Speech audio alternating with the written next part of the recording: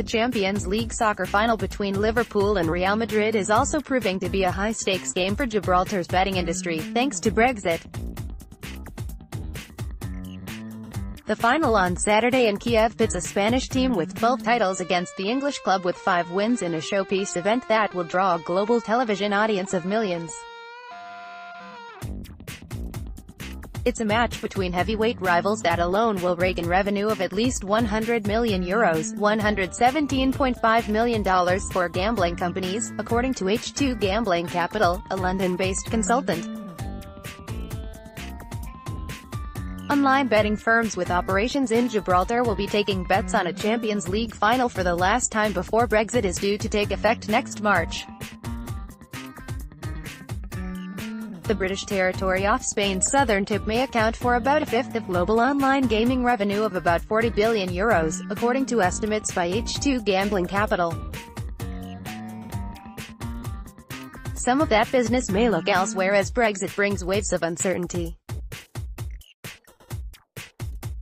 Gibraltar has developed a large pool of skilled people and experience around the industry. It's created a genuine hub effect, said Peter Howitt, chief executive of the Gibraltar Betting and Gaming Association. When the UK leaves the EU, Gibraltar will be leaving with it. EU sports betting gross win by sport assessment source, H2 Gambling Capital. Gibraltar's online gaming world got a jolt when the Sunday Times of Malta newspaper reported that Bet365 Group Limited was preparing to relocate operations to Malta from Gibraltar after Brexit. Gibraltar's gambling minister Albert Isola said on May 20 that the Stoke-on-Trent, UK-based firm had directly confirmed that it was totally committed to Gibraltar and its workforce there. Regulatory environment. Due to regulatory developments in various jurisdictions and the evolving global regulatory environment for online betting and gaming, we have decided to increase our existing presence in Malta, the company said in an emailed statement.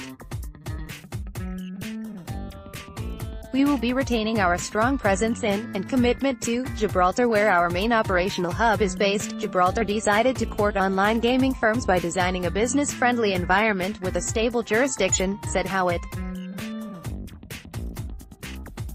About 3,000 people work in the industry, according to the European Gaming and Betting Association. If you're going to do business you need a jurisdiction with controls in place, said Howitt.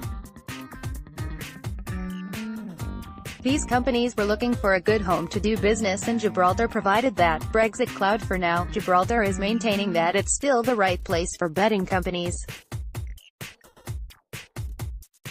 Gibraltar remains the jurisdiction of choice for the most reputable gaming companies in the world, said Isola in a statement on the Gibraltar government's website. Brexit isn't going to change that. Still, one of the biggest concerns facing operators is what might happen to freedom of movement of workers across the border when Brexit happens, said Howitt. Gibraltar's £2 billion $2.67 billion economy relies on cross-border workers coming from Spain for about 50% of its labor force. With the final terms of Brexit still to be fixed, including a transition period that's due to last from next March to December 2020, firms want certainty on the final arrangements, said Howitt.